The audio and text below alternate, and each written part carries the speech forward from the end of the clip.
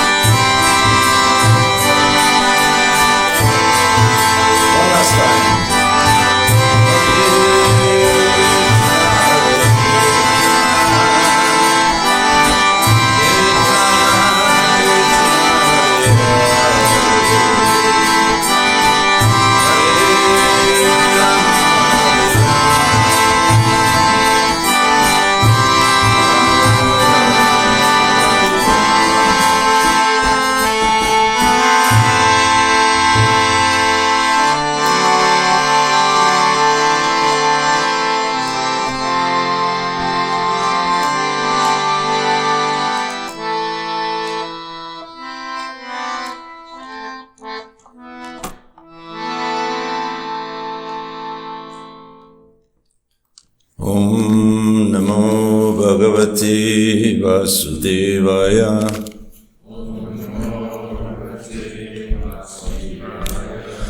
Om Namo Bhagavate Vasudevaya. Om Namo Bhagavate Vasudevaya. Fourth canto, third chapter. Narayanam namaskritya naram chaiva narottamam devim saraswatim vyasam tato jayamudirayet nasta prayesha bhadreshu nityam bhagavata sevaya bhagavati uttama shloke bhaktir bhavati naistiki. While our crack team finds the book, we'll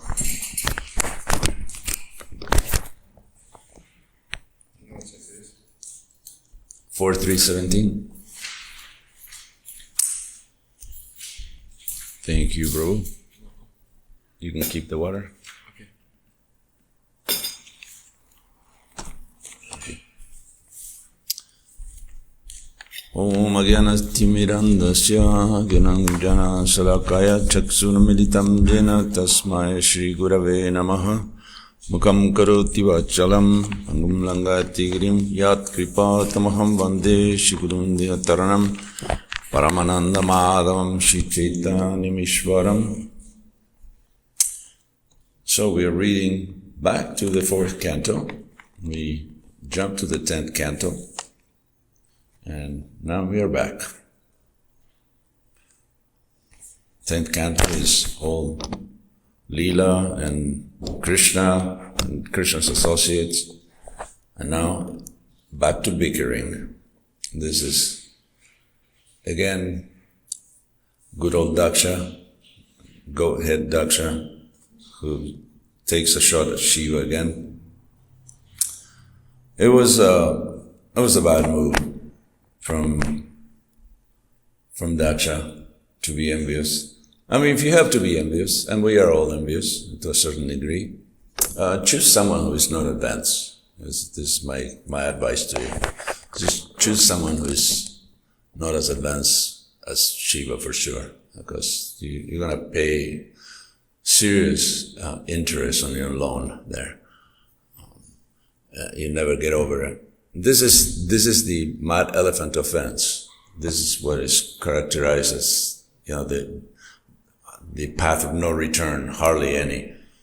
Because when you offend a Vaishnava, you're actually going to be, you think 90 degrees is hot, just wait a little bit. You're going to be hot for a while. You're going to be suffering. And this is not due to an envious, mischievous, and cruel God that has it in for everybody. I remember being in the Smoky Mountains distributing books, and this certain Christian denominations had it out for the world that everybody's going to hell. So they were distributing these pamphlets, and these pamphlets were quite offensive. I found them quite offensive. That they had depictions of God.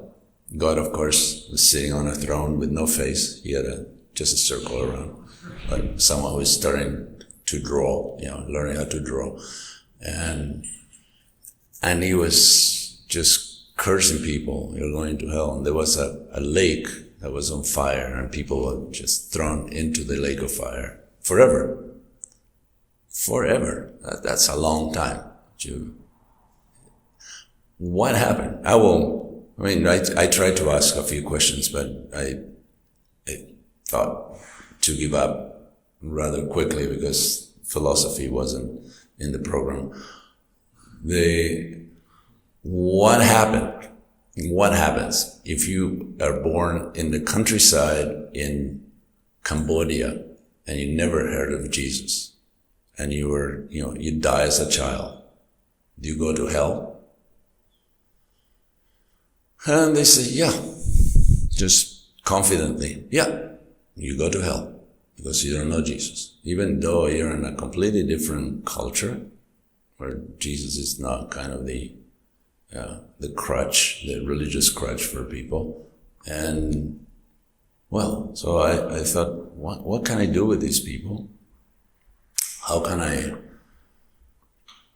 I make them come to Krishna consciousness in one way? So I decided, and they wouldn't take books. They wouldn't take Prabhupada's books. And at the time, I talked to the BBT warehouse, and they had this boxes and boxes and boxes and boxes of used Bhāgavatam and Chaitanya Charitamritas. I mean, loads of boxes and used. This Chaitanya Charitamrita belongs to Brahmananda Das Brahmachari, that kind of thing, like really old, beat up, underlined, bent, earmarked copies. And so I personally distributed probably 1,000 Antyalilas in the Smoky Mountains, where people, maybe between a family of 6, maybe they have a full set of teeth if you put them all together. So it was quite amazing. And I started collecting these brochures, these hideous brochures, from First Baptist Church, Pentecostal Church, Snake Handling Church, whatever the churches were. And when people came, and obviously they weren't ready to take one of Prabhupada's books, I will say, "You're a Christian." "Yeah." "What denomination?" So they will tell me. Then I will go into my bag and look. Okay, I have one of those, Pentecostal of the Seventh Day, from Kentucky. Here you go. So that's my church. "Yes, sir, it is. And we are proud to be distributing these things. So please give a donation." So they will give a donation. And I said, they give us a lot of free books. Do you mind taking one? So there you go. It goes to Charitamrita, back to Kentucky, to the snake handling First Pentecostal Church of, back boondocks. So that's how the Buddhists thought it was a little unorthodox, and but I don't think I was punished for doing that. Even got to a point there was a guy that came and tried to give him a Bhagavad Gita. I was next to Kaustubha at the time. He used to come also to the Smokies in the summers, and I was there for a month in the summer, a month in the fall. And I gave him a Gita, and he said, "I ain't much of a reader." I said, "It's okay.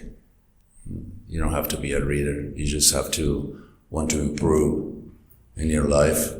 And even if when you take it home," and I was going to say you put it on your bookshelf, but then I realized probably doesn't have a bookshelf.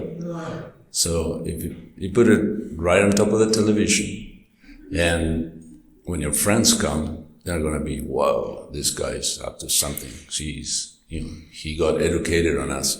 So it will be quite an impression on your friends. So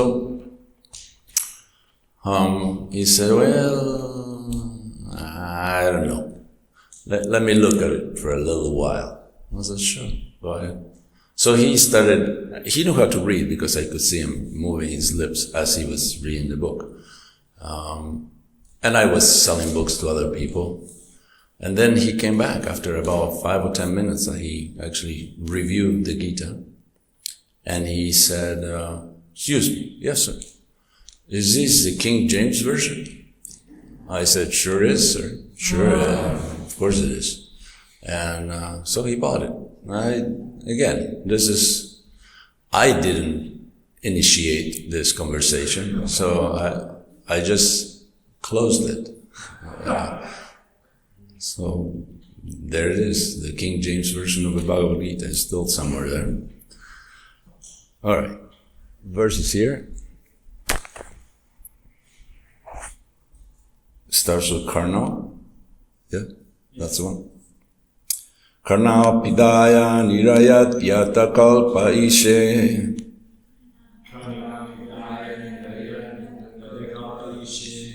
Dharma vitari ashri nibir asyamane.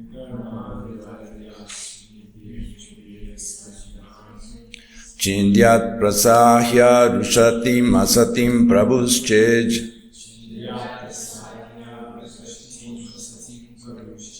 Jivam asuna pitato visrijet sadharma.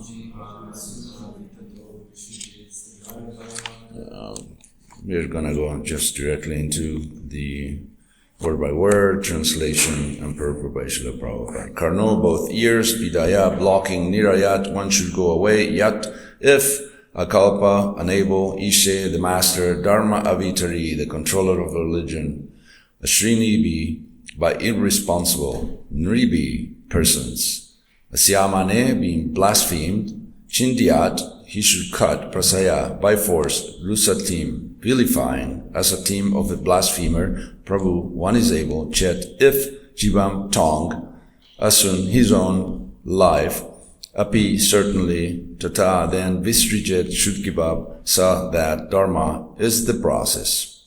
Translation. No, this is not the verse. It's chapter 3, not chapter 4. Yes. Anyway. Huh?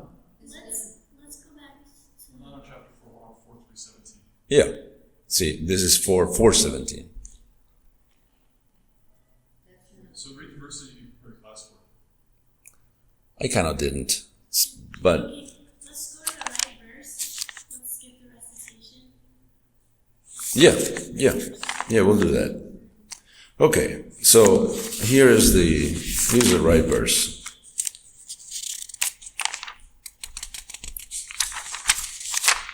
Verses 4:3:17. 4:3:17, yeah. Vidyatapo vitava purvaya kulai satam gunair shadbir asamettarai smrito hayatam britam anadudrisha stabda napashyantihi dhamabhuyasam. Although the 6 qualities, education, austerity, wealth, beauty, youth, and heritage, are for the highly elevated, one who is proud of possessing them becomes blind, and thus he loses his good sense and cannot appreciate the glories of great personalities. Purport. It may be argued that since Daksha was very learned, wealthy, and austere, and had descended from a very exalted heritage, how could he be unnecessarily angry toward another? The answer is that when the qualities of good education, good parentage, beauty, and sufficient wealth are misplaced in a person who is puffed up by all these possessions, they produce a very bad result. Milk is a very nice food, but when milk is touched by an envious serpent, it becomes poisonous. Similarly, material assets such as education, wealth, beauty, and good parentage are undoubtedly nice, but when they decorate persons of a malicious nature, then they act adversely. Another example given by Chanaka Pandit is that a serpent that has a jewel on its head is still fearful because it is a serpent. A serpent by nature is envious of other living entities, even though they be faultless. When a serpent bites another creature, it is not necessarily because the other creature is at fault. It is the habit of a serpent to bite innocent creatures. Similarly, although Daksha was qualified by many material assets because he was proud of his possessions and because he was envious, all those qualities were polluted. It is sometimes therefore detrimental for a person advancing in spiritual consciousness or Krishna consciousness to possess such material assets.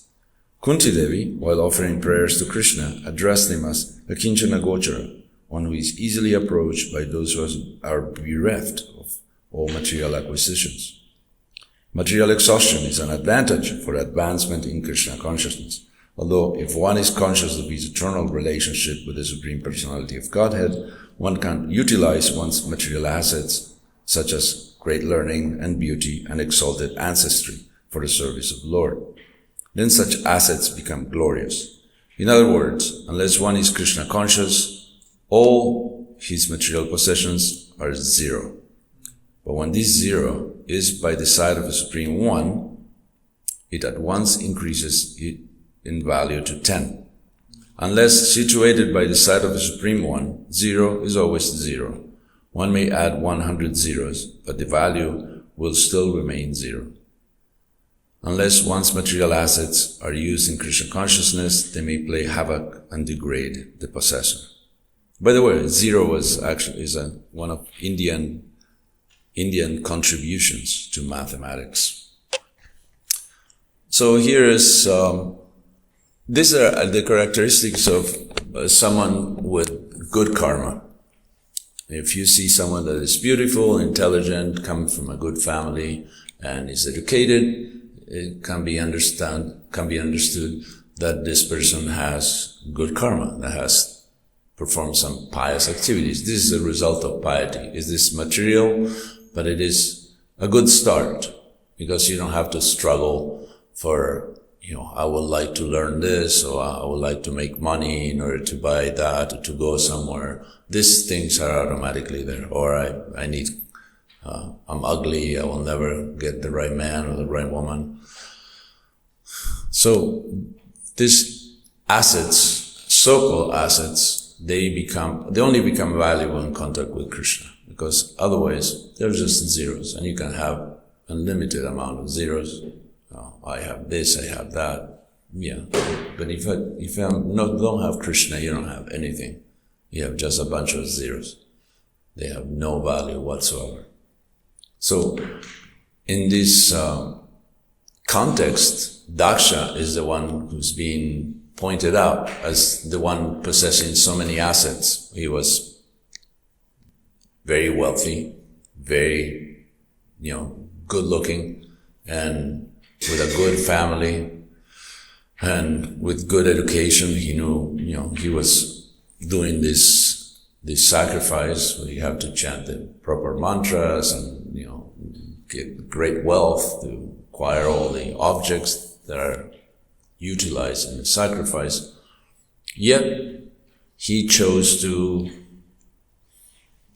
wrong way to go about it, because he was very envious of Lord Shiva. And again, envy in the sense of malice, just like Prabhupada used that word, that the cause of our being in the material world is because of envy, and envy in the sense of malice, meaning you not only want what someone else has, because that's just being jealous of someone else's possession or attribute, but you actually don't want the other person to have it. And this is malice. You just want. So, Lord Shiva is an extreme example, as he was always absorbed in thoughts of a supreme person, Sankarshan in this case, and he may not have seen Daksha coming in.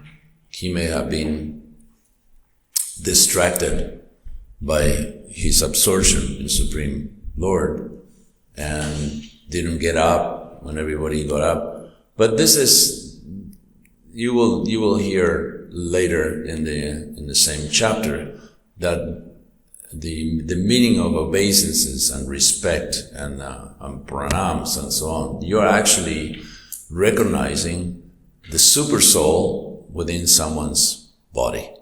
You're not offering your obeisances. Jai Prabhu, please accept my humble obeisances. It's not like Bhakta Joe is acknowledging Bhakta Kevin's improvement, that finally he passed the first chapter of the Gita. It is actually that you see that the super soul is situated within this body. And the more one makes spiritual advancement, the more that residence that super soul has taken within the heart of that person is visible.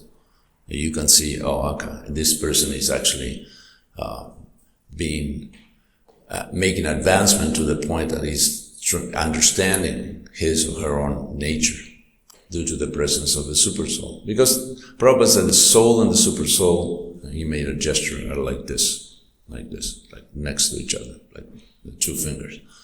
And there should be communication between the two, but there is some interference. And this interference we know all about as madness and illusion and pride and envy and all this anger and lust, etc., greed. This is interference. So it's like I grew up at a time. I grew up in the 50s, so we had a radio, and we'll put the soccer World Cup, and it was played, or a boxing match that was taking place in Japan or somewhere in Europe, and the radio was making all these noises. Mother Nidra she's young, but she may remember this kind of thing. And you try to synchronize into a particular frequency, and you hear someone speaking, and then all sorts of noises came through. So this is more or less the device that we have right now to communicate with the super soul. We hear a few words here and there, and mostly we hear a lot of noise, a lot of static, a lot of interference. So as a person advances, the interference is clear. It becomes high-tech and hi-fi, and you start hearing, and you get dictation directly from a super soul. Because Krishna is, what job does he have? Why does he hang out in the heart of every living entity if it is not to guide, to accompany, to protect, to enthuse the carrier? That's what he's there for. He's just waiting for you to just get rid of the interference. Just get rid of all these bad qualities so you can hear. And fortunately, because Krishna is smarter than we are, which is not extraordinary to figure it out, his advice is better than whatever plans we have, whatever conclusions we arrive to. Because he has the right ideas. He's actually always thinking of how to bring us back home. We're all lost in space. We're just in some distant planet, in some city built by men, with the intention of gratifying their senses. That's why Denver was made. It wasn't for the glory of God and the benefit of humankind. I'm sorry to say, for those who are natives and fans of Denver, any other place is the same. Everything was created for sense gratification and exploitation.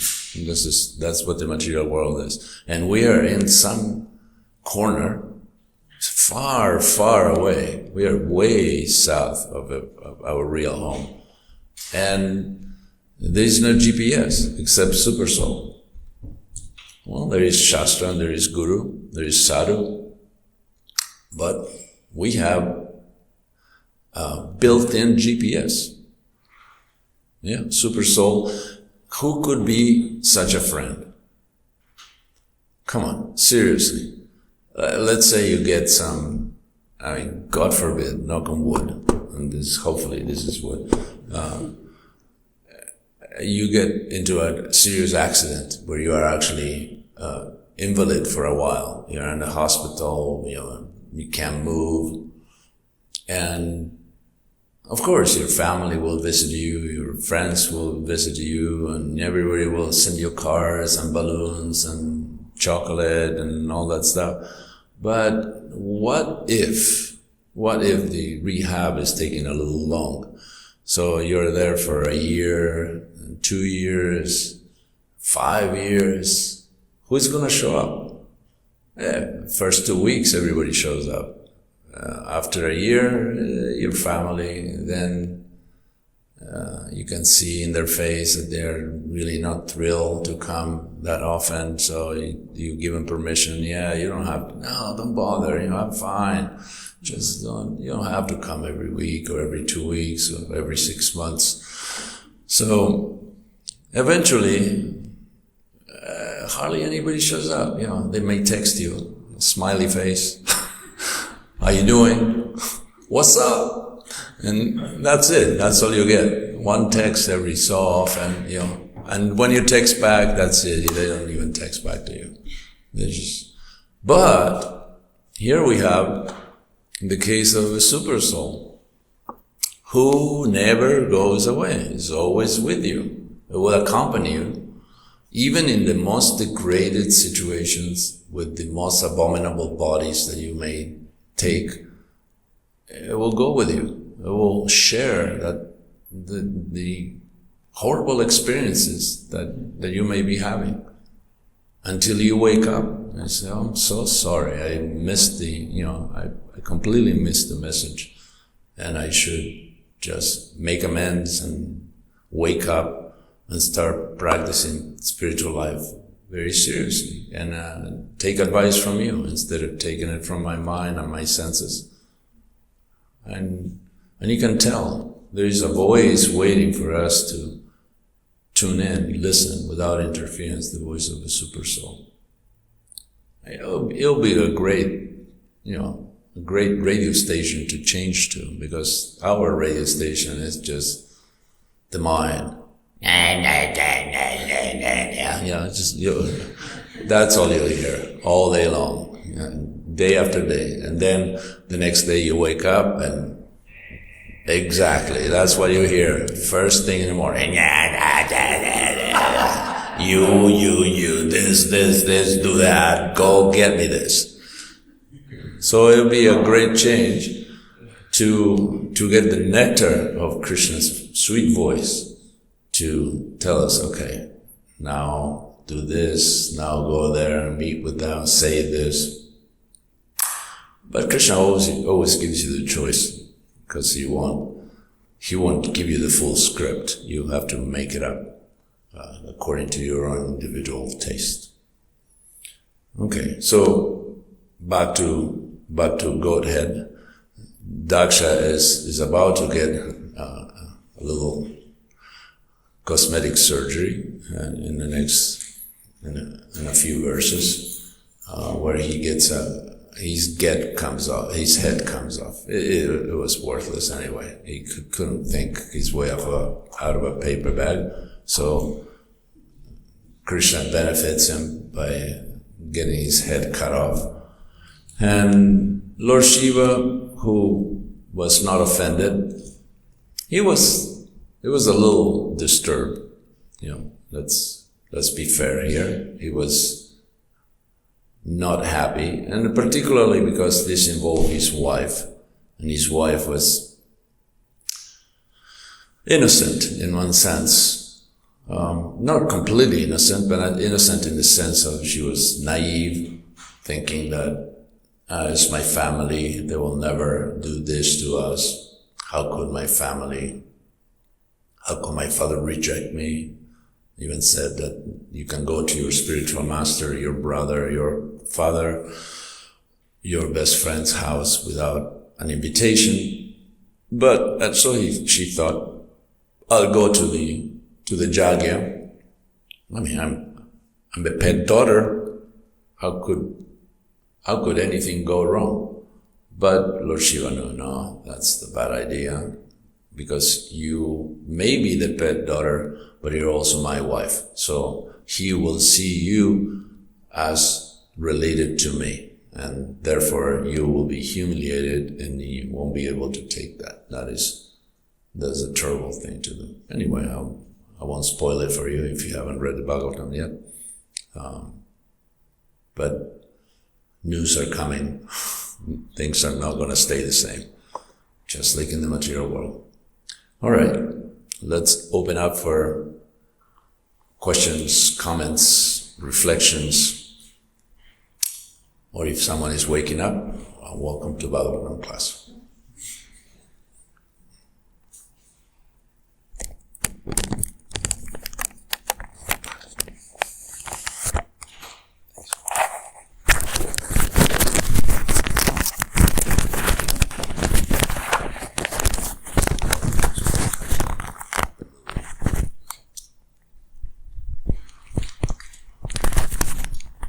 was really liking this part in the purport where Prabhupada says material exhaustion is an advantage for advancement in Krishna consciousness, although if one is conscious of his eternal relationship with the Supreme Personality of Godhead, one can utilize one's material assets, such as great learning and beauty and exalted ancestry, for the service of the Lord. Then such assets become glorious. I wonder if you could describe a little bit where, become materially exhausted and you're just like, you're over it, over material life. And then, or you can utilize material assets that you have in Krishna service. So it could seem to some people that it's an opposite, they're opposite kind of experiences. So I'm wondering if you could speak more about like either the process of, if there's a relationship between material exhaustion and using our material assets, because I'm just thinking of just as a musician, and then, I know some other devotee artists that they come to Krishna consciousness and it's like, okay, I give up all of my instruments, I give up all of my things, to practice devotional service. So I'm just wondering about like the relationship between the two.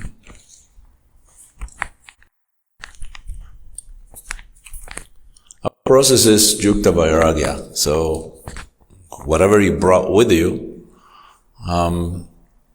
you can use most of it, for sure. Sometimes someone who has assets like beauty and wealth and education and aristocracy, they need to get, I would say, is an excellent thing to have, but they have to go through material exhaustion first, and then they can use the assets. Also, is important. Nobody listens to a fool speak. Nobody likes to look at a face of an ugly person. People like to eat well and be in nice places and be in a safe environment and a good house, etc., etc. So all these assets like wealth and beauty and education and so on are very good for spreading Krishna consciousness, let's say. Of course, Prabhupada was a Paramahamsa and obviously not from this planet, and he could have just established himself in the little hut that was built for him in Mayapur. But who will go listen to, if he built the hut here in Denver, who will go to listen to even Prabhupada? So he actually had to use some of these material assets in order to attract people. So it is important. It's good. First of all, you can tell that a person has good karma when they have these attributes. So it's a good thing that they're already gone through the hankering, the just struggle for material existence. If I make it, if I get money, if I this is all, I'm been there, done that. That's not where happiness is, So it's good to get to a point where you can actually relax and say, okay, this wasn't it. So let me pursue spiritual life without any impediments. And I think, as far as musical talent and skills, they can be used, they should be used, because it's a powerful medium. Music is the king of education, goes from the ear to the heart, doesn't have to be analyzed. People like it, don't like it, just touches them. So it can be, if utilized correctly, can attract a lot of people to Krishna consciousness. However, the musicians in Krishna consciousness have to undergo the process of purification and exhaustion in order to not be totally dependent and attached to their music and whatever music brings, wealth, fame, etc. Najanam, nadanam, najanam, nasundarim, beautiful women, followers, etc., etc. So when you are on that level, then you can produce fantastic music. Like George Harrison, as an example, he wanted to join. He wanted to be an ordinary bhakta, and Prabhupada didn't let him. No, I have plans for you. Krishna has different plans for you. You just continue doing what you do and do it for the sake of Krishna. So there is what appears to be karma yoga, karma mishra yoga. Is not exactly bhakti yoga because it's mixed material desires, but some people, that's what's best for them. Obviously, George Harrison did a lot more preaching than most of us, just creating songs in glorification of Krishna. So yeah, material assets, it depends on the individual. They need to be used because otherwise they will degrade you. You can't ignore them. You have musical talent, you will have to express it one way or another. So either you express it with mundane songs or you express it with transcendental songs. But again, there has to be a parallel life where your spiritual life is strong, so you're not drowned by your own material assets. Is that okay? Yeah, whoa.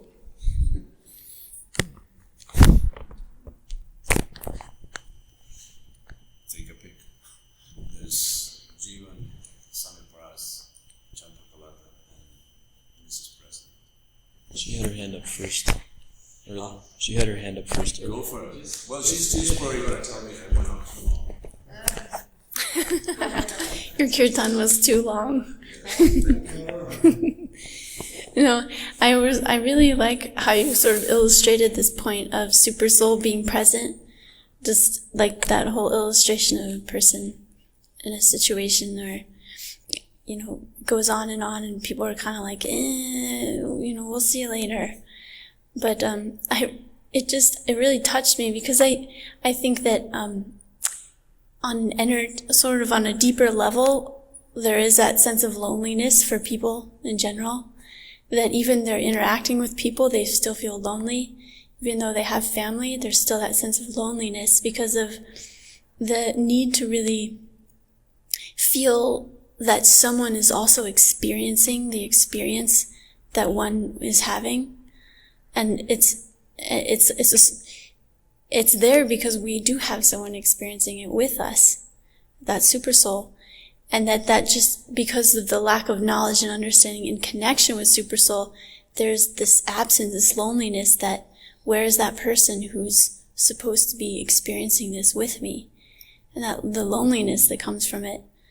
And so I can see that when we have deeper, more substantial exchanges in Krishna consciousness genuinely, then that association helps us become in contact with super soul, so we're not lonely. But otherwise, we can be doing so many things with so many different people, but we'll still feel lonely.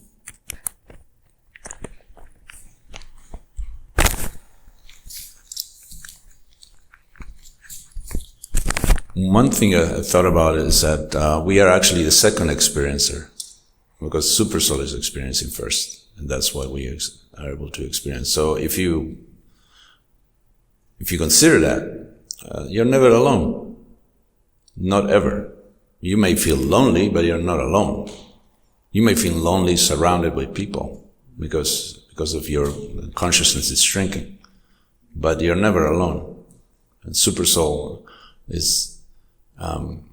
can guide you through every.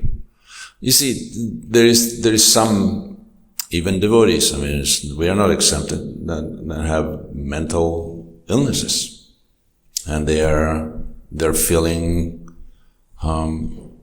lost and betrayed and lonely and bored and all these feelings that you're not supposed to have. But it's some karma. They have to get through the process of purification. Like if you have a boil, it's not, I'm a devotee, so the boil should go away today. It's not going to go away. You have to wait until, you can't lance it immediately. You have to wait until it grows, and there's a lot of pain involved. I know, I had them. These are devotee. That's a proof that I'm a devotee, I guess, that I had boils, because they say that devotees get boiled. So that's the only proof that I'm a devotee. And they're very painful. They're horribly painful. And then eventually they come to a head, and then they lance them, they puncture them, and they leave a hole in it, but the pain is gone. So this pain that we are desperately trying to avoid, that the pain of loneliness, is actually the purifying agent, is the poison that is trying to come to a head. And you have to give it time. You can't just try to suppress it, oppress it, repress it, eliminate it. You have to just let it boil. As I heard Hridayananda Maharaj give an example about those years ago. He said, if you are feeling some severe existential trauma, severe existential pain, the kind that makes you cry all night, this is actually Krishna. Krishna is holding a flamethrower, and he's burning your next body. So because you're so attached, and you are actually an architect of your destiny, you're actually creating, by your thoughts, by your actions, by your words, you're creating your next body. And Krishna is, out of his mercy, burning it to ashes. And it hurts. Of course it hurts. Because it's your own creation. You see your house, burning, going up in flames, and you suffer. But this suffering is just temporary, and it's great, because then you won't have to take another birth.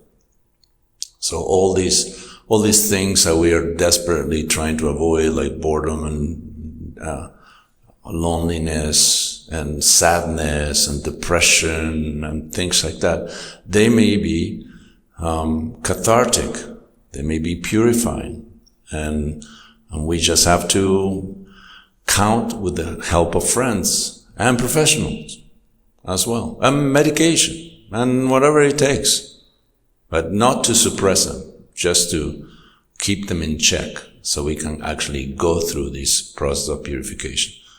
It's like going to the army. You don't go to the army and, when they tell you to go, you're out with not sufficient clothes, and you have to be all night, and you don't have anything to eat, and you don't have any shelter, and it's raining, and it's cold, and this and that. They don't tell you, oh, poor little thing, come over here. We'll put you in a nice room with a heater and a hot shower, and, give you a hot meal. No, because then what kind of soldier are you going to become? You're going to be a wimp. So, do you want to be a spiritual wimp? Then avoid all the pain, avoid the loneliness and the depression, and in the sense, just engage fully in sense gratification. And then you will become a wimp. And as an individual, as a devotee, as anything. So you have to become strong. Just like Bhāgavatam class, You say, well, why do I have to go every day to Bhāgavatam class? I already know that, I read the Bhāgavatam. So what? What do you know? This is the process of purification. You have to regularly attend Bhāgavatam, and you have to hear, because I've seen it. Those who are not strong with the philosophy and the sadhana, they're not going to stick around. You're going to see them, on Janmashtami. And that's about it. That's about it. So let's embrace the pain, not in a masochistic way. Let's embrace it in a way that is therapeutic. Let things come to us. Whatever is coming to us is destined to come anyway. And if you avoid it, all you do is postponing the event. Right now, whenever you hit your lowest, that is the perfect moment for you to deal with it. Krishna is bringing it at the right time. And if you avoid it, then Krishna will be forced to reschedule it. It's not like, you got rid of it. No, Krishna will reschedule it. And at that time that is going to be rescheduled, you may not be ready for it. You may not be ready.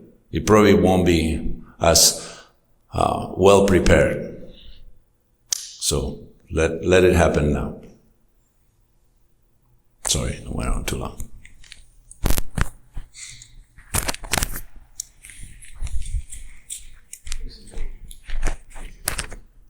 Thanks, Prabhu. That was really insightful. Some really insightful points. In the beginning, just on what you were mentioning in the beginning of the class about Daksha's envy towards Shiva, you said it better not to be envious of someone who's advanced. So one time, Giriraj Maharaj asked Prabhupada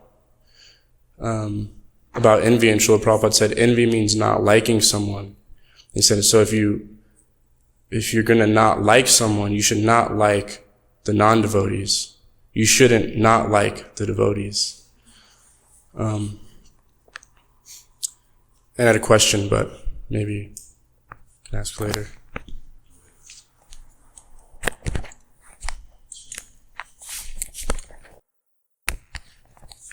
Thanks, Prabhu. I think this is a very interesting point about that Prabhupada brought up, and you also discussed that one's material, it may be beneficial to be materially exhausted. Remember, the first time I read the purport to Janmaishvarya Shuddha Shribir, that Kunti Maharani's prayer, that one who is not intoxicated, who is a Kinshana, who doesn't really consider they have anything materially, can call out to you. And Prabhupada in the purport says flat out that it's better for people generally to not have material assets. And I thought, that can't be right. Why would God want to do that to his yeah. It's cutting in and out. I was thinking, when I first read that, why would God want to put people through that? But then when I saw more of the world, I started to realize that that's because of our nature, not because of his nature. Especially with the age we are in now, people don't connect their own wealth and beauty and health to, praise be to God. Most of them don't do that anymore. Now, if you want to come and knock on somebody's door who's upper middle class, you're going to get an attitude, and you're going to get a big burly dog. And if you want to distribute books, better to go to a lower middle class neighborhood. That's my consistent experience and the experience of book distributors around the world, that persons generally who don't have as much materially are a little more open to the experience. Whereas the persons who think that they have a lot to lose, they want you to get off their lawn. They have a big fence. So that's our nature. And in response to that, Krishna actually mercifully reduces their burden of their own conception of self. So they become a little bit simpler. And so this life or the next. And I was thinking how, that's a really bitter pill to swallow, But if we actually understand that tendency that we have ourselves, then we'll be very eager to use whatever we have right now and not go down that path. Because all those people you see who are very humbled by their circumstances probably had something and became intoxicated by it and misused it. Because frankly, from what I can see, almost everybody in the world who has something misuses it these days because they're not taught how to use it. If you're attractive, you use it as a lever for economic gain. If you're wealthy, you use it as a lever for your sense gratification. It's just nonsense. No one really is taught how to use these things. So they actually, in this age, end up degrading more often than not without an education, without a spiritual education, even a beginning of a spiritual education. So as soon as someone realizes, wow, okay, no, this is actually how the universe works. I have a responsibility, like you said, I have a responsibility. If I am inclined to make music, I have to do that for Krishna. It's a burden on me otherwise. Like I'm going to be driven against my will to make music. I'll be finding me in an alley somewhere, putting out a guitar solo for a Pearl Jam record or something. Like it's not going to be good. I mean, nothing against Pearl Jam, but it's no kirtan. So yeah, just appreciating your point, just from what I've seen of the world and being a book distributor, that it's true. It's a little bit awkward to accept it and not very palatable, but this is our disease.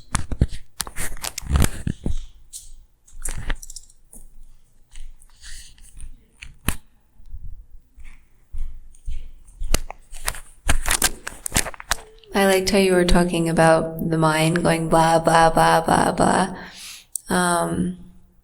And how we are either constantly hearing from our mind or we're hearing from Super Soul. So I was just wondering if you could speak a little bit more on what we can do practically, daily, to actually hear Super Soul's voice.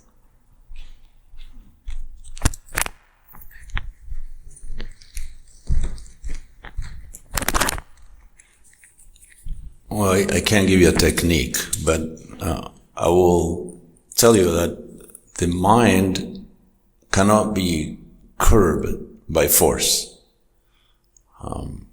The mind is very strong and is accustomed to luxury, that we spoil our mind by listening to it for lifetimes. So it's not gonna yield to whatever fancy spiritual life you got into and you wanted to shut up. But you can treat the mind with firmness, but without being nasty. Like, shut up. The mind won't listen to that. Like, for example, let's say you're chanting your rounds. Yes, that's a perfect. I don't know about you guys. You're probably all pure devotees, and you see Krishna when you chant your rounds. But in my case, when I chant my rounds, my mind comes in and said, "How about this? You forgot about that, and check this out. And there is an email you have to, and there's a text. And what about this? And what about breakfast? And etc., etc." So, of course, that doesn't happen to you guys. So, how do you deal with that? It can't just shake it off, because it won't happen. The mind won't have it. So, there's a way that you can deal with it. You say, that's a great idea to make gulab jamuns during japa time, but is a fantastic idea, but I think we're going to postpone it. We're going to do it later after japa is done. But just make sure to remind me later. But now we're going to chant. So when you approach the mind in that way, it's going to be kicking and screaming, like just like a kid. You try to convince the kid, no, that's not a good. Jumping from a skyscraper with an umbrella is not such a good idea. It sounds like very exciting adventure. Yeah, sure. But this is not a good idea. So the mind is always proposing stuff like that. Let's jump out of the 40th floor with an umbrella and see what happens. Mary Poppins did it. So, why not us? But it's not a good idea. So you have to be gentle but firm. Say, is a great idea. Just remind me later to get the umbrella and do this stuff. But right now we gotta concentrate. I have to finish. I can't do it. Just like the perfect example, the most exalted example was Haridas Thakur, when the local zamindar sent a prostitute to distract him from his chanting. He didn't deal with her like, one of our brahmacharis would have, go away, you infidel. Just, he said, it's a great idea. You're very attractive and I am totally into it, but I have to finish my rounds first. So, he kept chanting and eventually she got purified. So that's what happens. There's a gradual process, and when you treat the mind in a nice way, in a gentle way, but very firmly, that you're not gonna bend. I would love to, but I'd love to go play, what do you call? I would love to go to the park and play tennis with you, but I have to cook for the deities. So let me make the offering first, and then we can talk about it. So, but the mind is, and we have plenty of opportunity with us. The mind is bringing new ideas every day. Every moment that the mind is idle will bring new ideas to you that are completely far-fetched and irrelevant. So you will have plenty of chances to practice this technique. Like, yeah, that sounds good, but I have to have this couple of things to do for Krishna first, and let's see how things go afterwards. So, you deal in your own time with your own voice, and that way the mind eventually will slow down and get used to the idea that, it's just like a kid. If a mother tells a kid enough times, yeah, that's a good idea, but, right now we can't do that.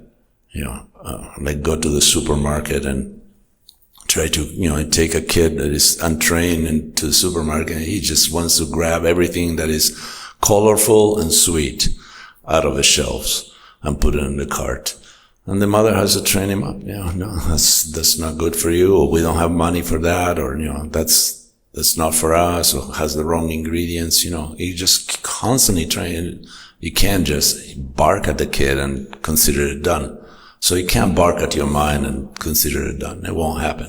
The mind will come back and insist, but with patience and determination and enthusiasm, just like what Rupa Goswami recommends in the Bhāgavatam. If you do that, if you treat the mind with respect but distance and firmness, and don't become discouraged, then the mind will cooperate. Because the mind is also your best friend. It may be your worst enemy right now, but it's also your best friend. You can make your mind work for you and not, quit, but you can't quit your job until you have a new job, right? So you've been working for the mind for a long time. That's your job. So that will be your job for a while. And then eventually you will have enough assets to make your mind work for you, but don't quit your job yet, because it's, hasn't happened. And sometimes you get a glimpse of mercy. Rare, but you get a glimpse of mercy. I remember I was in Buenos Aires, Argentina. I didn't join there. I was born there. But I spent a couple of months. I was at the temple. And it was hard times. The devotees were underground. The police and the army took over the country, and it was persecution and abuse and, upheaval and financial crisis and everything else.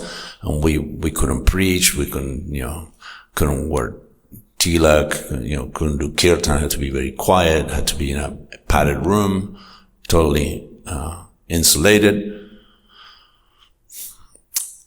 So I asked Krishna for a gift, for a little relief from that oppressive situation. I said, okay, today is my birthday. It was. And I would love to remember Radharaman's lotus feet all day, if possible, if it's not too much to us. And it happened. It clicked. And no matter what I did, I was completely conscious of Radharaman's lotus feet. I could see him in my mind's eye all day, for many hours. So it is possible, you may get a little mercy like that, a few drops, but eventually your mind will cooperate and you actually will see Krishna. You will see Super Soul. You will see the deities as Krishna himself, himself, because Krishna is there. It's just that we can't understand it right now. We can't see it because we have so many other things going on. But eventually you will get to that point. So don't be discouraged. You always have to keep this optimistic viewpoint that it will happen in its own time, whenever Krishna wants. So that's what patience is to wait for when the time is right. not try to anticipate it, I want it now. That's what patience is, to, wait for Krishna's timing. I went on for too long, so we're going to stop here. I apologize to all of you, and because I didn't ask for blessings from the Vaishnavas to speak something before, I'm asking now. So please forgive me and give me your blessing so I can say something coherent after the class is over. Yeah. Thank you. Hare Krishna. Glory to Srila Prabhupada.